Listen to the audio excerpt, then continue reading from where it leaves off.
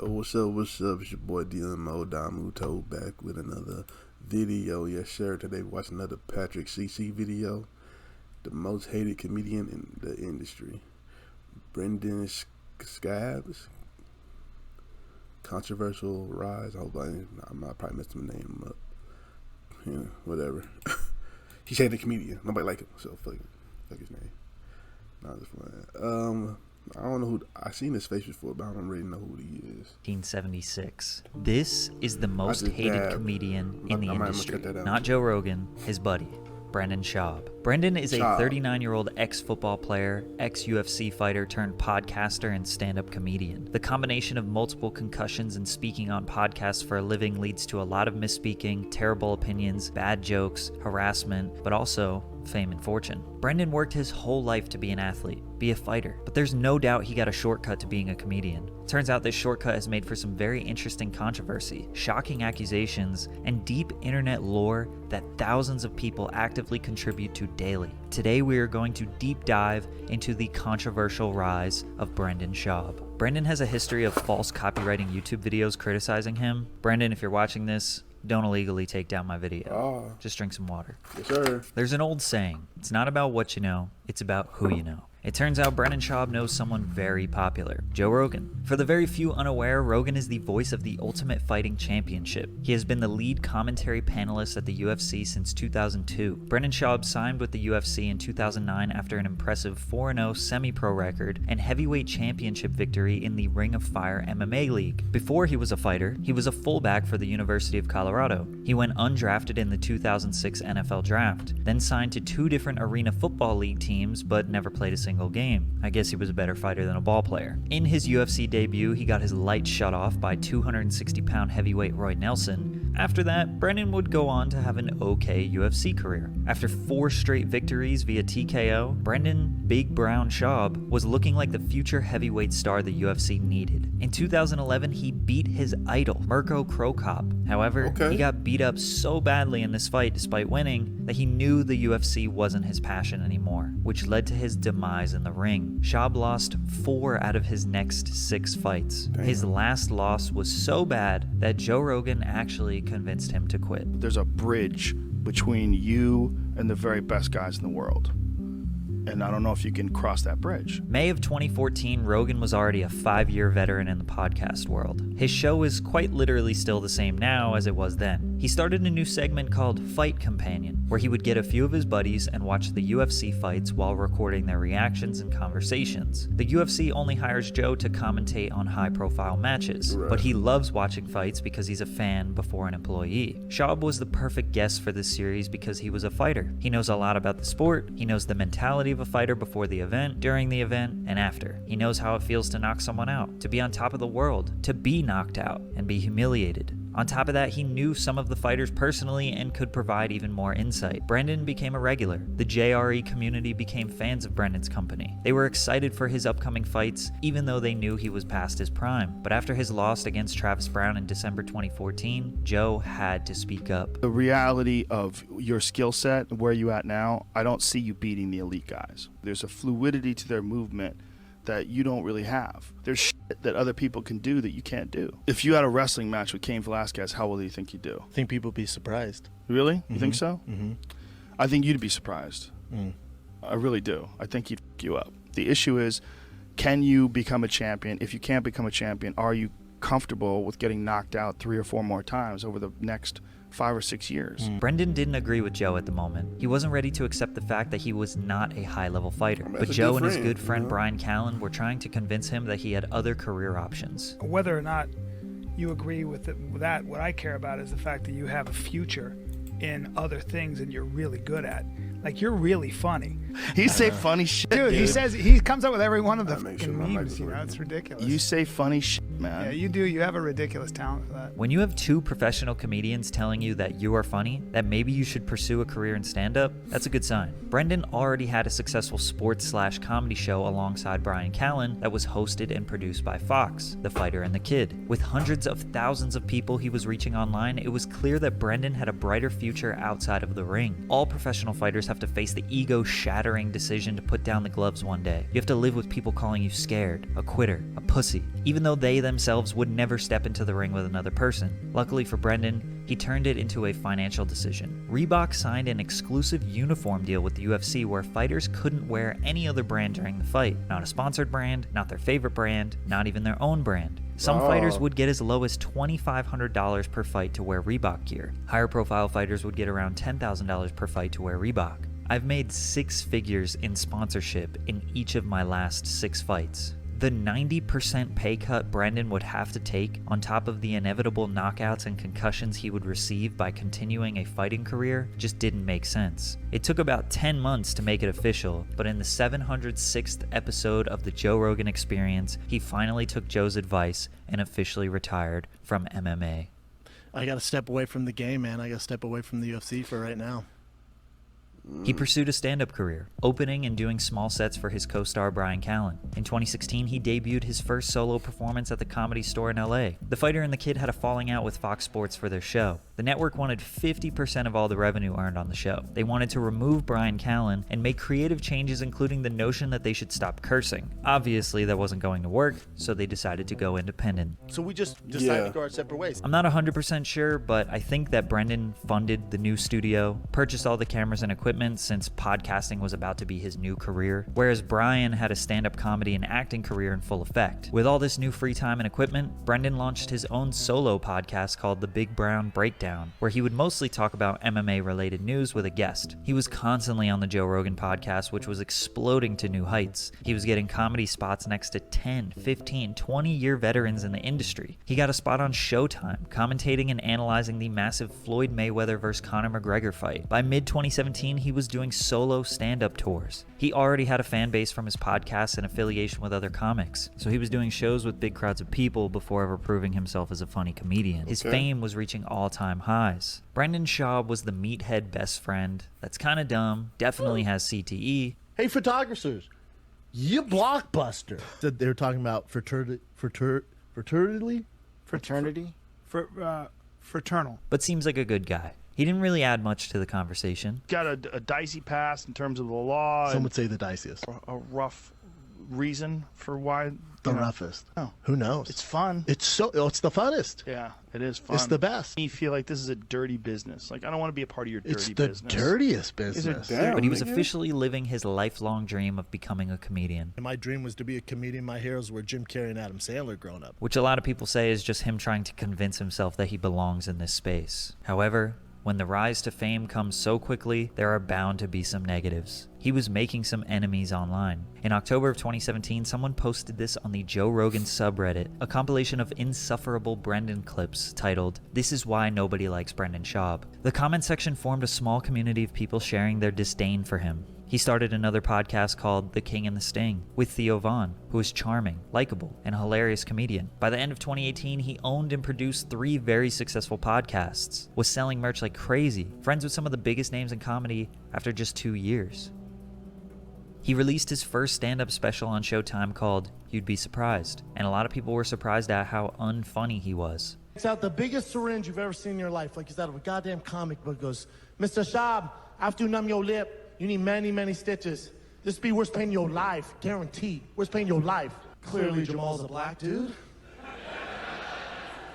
Gives a mean-ass haircut. This is gonna go well. I don't discriminate. This is gonna be sick. Let's do it, Jamal. This dude comes out of the bathroom. He's all, "What's up, man? I'm Jamal." He's Asian as shit. His buddy Rogan even thought it was bad. The first one, I would have probably tried to talk you out of it, but I That didn't ain't talk it. you out of it. That ain't it, bro. Yeah, That I was ain't like, I it. can't talk him out of this, too. Rogan admitting years later that he should have talked Brendan out of doing this special, but didn't, kind of tells you all you need to know. I'm not the comedy police. I'm not going to tell you what's funny and what isn't. So through the clips in this video or on your own time, you can decide whether he's funny or not. However, Filming a special is a big moment for a comedian's career. Most comedians are hustling clubs and working on material for a decade before ever releasing something permanent. Every artist makes a bad song, every painter has a bad piece, every comedian has a bad joke. It takes years and years to perfect a craft. Not even perfect, but just make something really solid. By comparison, Tom Segura started doing comedy around 2001 after graduating college. He did his first televised set in 2007 on Comedy Central and didn't film a special until 2010, 9 years after starting. Bill Burr started comedy in 1992, recorded his first special in 2003, 11 years later. Kevin Hart started comedy in college around 2000, didn't film his first special until 2009, 9 years after starting. Brendan filmed his special just 2 years after starting comedy. He could have just done his tours and made those fans happy who were purchasing tickets to see him live. But once you put out a special, you are going to be subject to criticism, and he was not ready for that. He bribed his fans for reviews of his special. Today through the end of the week, if you follow the link below and leave the kind of review Brendan deserves for You'd Be Surprised, you will receive a one-time coupon for 50% off your entire Pure Spectrum order. They left reviews all right. 1.5 out of 10 stars was the average rating of his special. Now he had to discount his CBD oil to a bunch of people that hated his work. You could argue, okay, it's just a bunch of people hating on him, trolling, and being overly harsh because he's popular. I mean, that's definitely what Brendan thinks. If it's a hater, if it's, a YouTuber talking shit, you can do that. You can criticize my comedy. A lion doesn't care what the sheep say. These people are just sheeps. It's just this sheep mentality, this loser mentality. Other than a few rude comments, this was the first backlash Brendan really got. His comedian friends gassed him up, told him he was hilarious, and that stand-up was his future, but the fans saw him differently. It got even worse. The Fighter and the Kids subreddit was once a place for people to come and discuss all things comedy and sports. It became the community center to troll Schaub. All the popular posts were videos of him slurring his words, interrupting people, lying, telling bad jokes. It got so deep with inside jokes that they had to get organized. They created an extensive and extremely impressive archive of the history of how the forum was created. They defined his idiotic ideals as Schaubisms, which is something that Brendan Schaub says often that doesn't make any sense, yet he continues to say it. If this is a big fight stew, company stew, I should say this big vat of stew. I want that soup. I want that big ass stew. The ships are too sailing in the night. He interrupted people, told obvious lies, couldn't speak properly, and made a bunch of bad jokes and often had terrible takes. You realize that's not sustainable. I don't know if that ever goes away. You're like learning how to. I don't know if it ever goes away. I always have it. It's just controlling the monster. For me, especially coming to comedy, not everyone was nice to me, man. And then what is the thing that surprised you the most about doing stand-up that you didn't expect? I would say how nice everybody is. When I trained with, ask me how I'm doing. How are you doing, man? I'm chill like a turkey after Thanksgiving. We get it, UFC Tonight Fox. You're not racist. We get it. You have an all-black panel. We get it. The community called themselves homeless cats because Brendan views internet trolls as being worthless, like homeless people or cats. The people that are negative or are on forums and create troll accounts. I view those people the same I'd view a homeless guy critiquing my art or critiquing my set or critiquing a podcast. They do not matter. They even type their comments in Schaubinese, which is the variation of the English language spoken by Brendan Schaub. Brendan claimed he didn't care about the people who hated on him, that they were just miserable people who were jealous of his success. You guys know me. I don't really engage with haters. And while some of that may be true, it's very obvious he did care. I know I look like this stuff doesn't bother me. It hurts my feelings, man. It always has. Some people agree with Schaub that the Reddit users are just people obsessed with bullying him. Some people say Brendan is a bully himself. I threatened to beat up a guy at a coffee shop. And he can't handle when someone does it back to him. No, that DeSantis 2024? You eating a donut or you eating cheese? Well, whatever it is, you sound exactly the same as you do when you don't have that in your mouth. Come on, Chris. Oh, sorry. Chris, man, he's sensitive about his... But no, it's okay, but we gotta rib each other. Others really don't care about Schaub specifically. They just like the community aspect. Memes and harmless trolling that comes with the Fighter and the Kid subreddit. It got better for a little bit. The King and the Sting podcast became a saving grace for Brendan. Him and Theo were a good pair, mostly because they would just make fun of each other and lean into their own stupidity. You look like fucking Wyatt Slurp, bro. You look like a cop at a freaking bathhouse, dude. You look like a DJ at a rave, fucking dip slow. Plus, Theo is so charming, fans could listen to him talk to anyone, including just a random plumber. Just happy to talk to a plumber, man, because I don't know anything really about plumbing. Oh, yeah, ask away. But then came the downfall of the Fighter and the Kid podcast. It actually started with their good friend and fellow comedian Chris D'Elia. D'Elia had multiple public accusations of sexual assault and grooming underage girls in June of 2020, which consisted of him texting, flirting, trying to meet up with, and potentially be intimate with women who were under the age of 18. He claimed that everything he did was legal and consensual. Everything I've done has been legal and consensual, and that's true. But social media, his comedy peers, and business partners did not agree with his actions morally, even if he wasn't technically being tried for a crime. They publicly denounced him and cut all ties with him. This was Brian and Brendan's reaction. I have never seen or heard of him doing anything illegal. I don't know what to think, and I don't know what to say. I'm as shocked as anyone. I'm hurt. I'm mad. I'm fucking mad, man. I'm mad at him. Okay.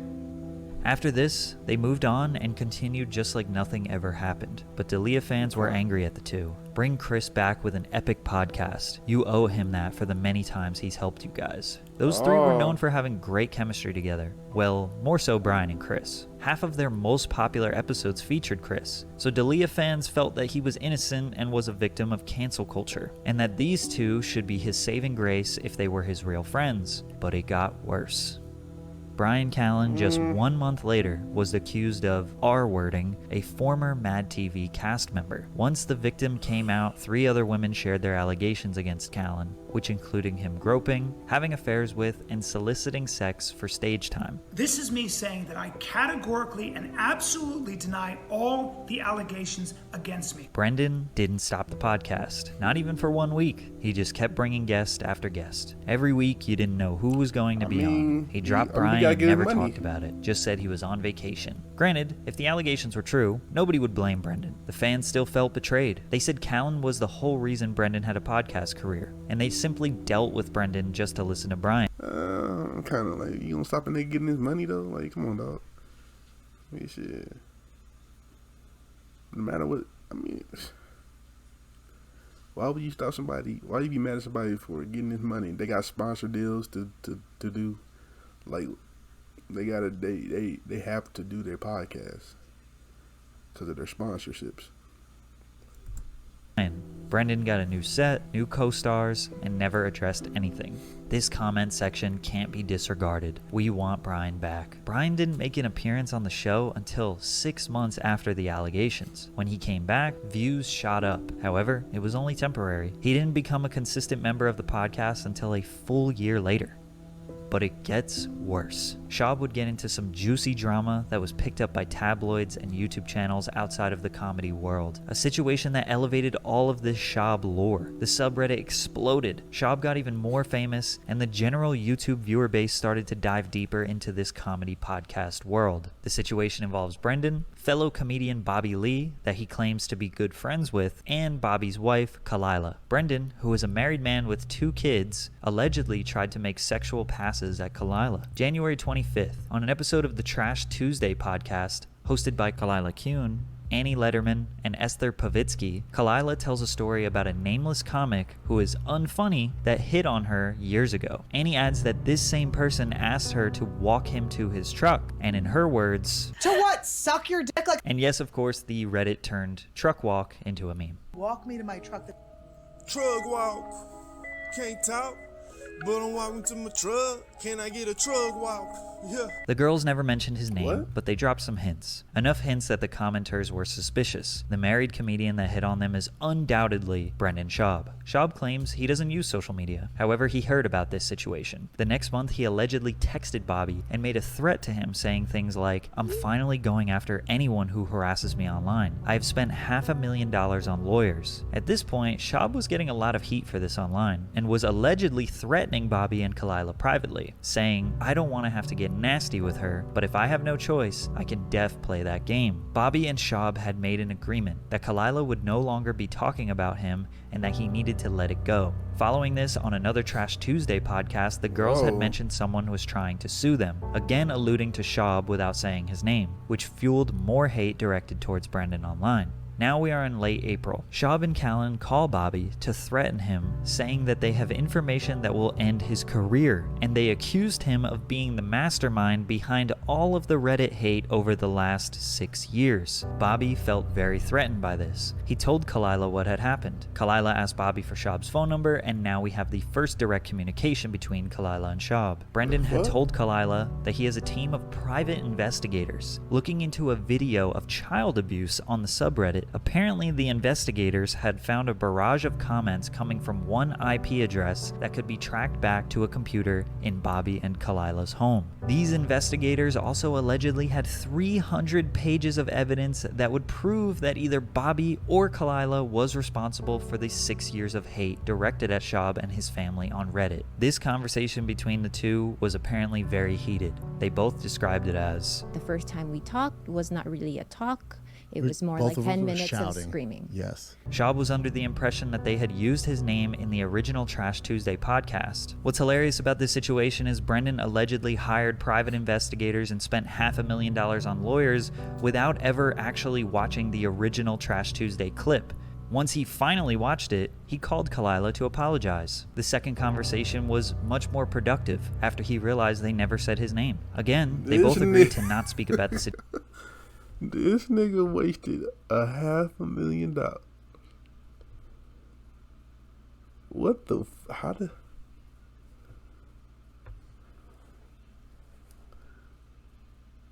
This nigga wasted all that money, hired private investigators, and he never watched situation publicly. There's a lot of he said, she said going on. Apparently, Schaub was slandering her name to Joe Rogan and Andrew Schultz, in which he denies. So Kalila decided their agreement to not talk about each other was off. We promised that this would never be brought up again, but then he went on Flagrant 2 and talked about it, so I was like, all right, deal's off. Following this, Bobby and Kalila go on the H3H3 podcast to talk about the situation very bluntly, despite Bobby not wanting to. Ethan and Kalila were not very kind to Brendan on this podcast. Dude, Brandon Schwab can't even read, bro. How the fuck that guy bringing 300 pages of anything? Following this, they all decide to put the situation to rest and go on the Tiger Belly podcast to discuss. Getting to a place where we can move forward from it, right? Yeah, I don't. And the situation does maybe kind of seem like superficial drama, but like I said before, this was like massive news for the past few months. So now Schaub's career is in a weird spot. He was liked in the beginning, got all the cosigns from the biggest comedians in the world. He basically had a wide open layup. All he had to do was just keep riding the wave.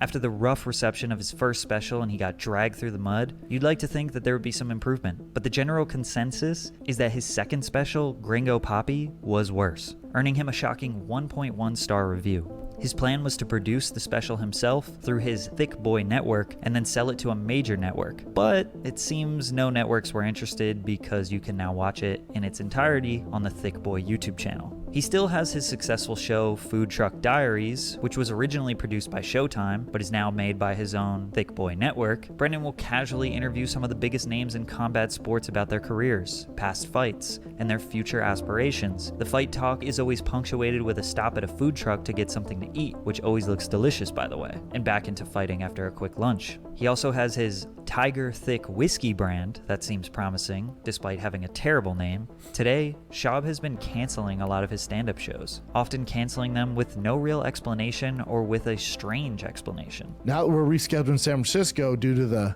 crime wave. A lot of people online are speculating it's because he's not selling enough tickets, which is certainly not far-fetched considering the reception of his specials. Yeah. Comedians are speaking out against him. If I was like his friend, I'd be like, I don't know if that's Is that ready. ready? You know, like, Yeah. that's all. I mean, it wasn't ready. Brendan Schaub used to be an MMA fighter, and now he's on Joe Rogan.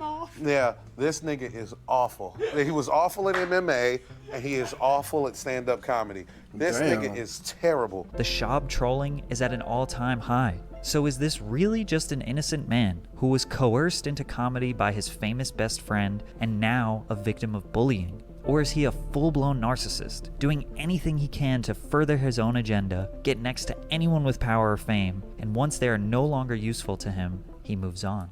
I guess that's for you to decide. Let's talk about it. Let's get to it. Pete Davidson's father shut up, tragically man. died during the I attack. watched this video already. I should have watched that for the channel.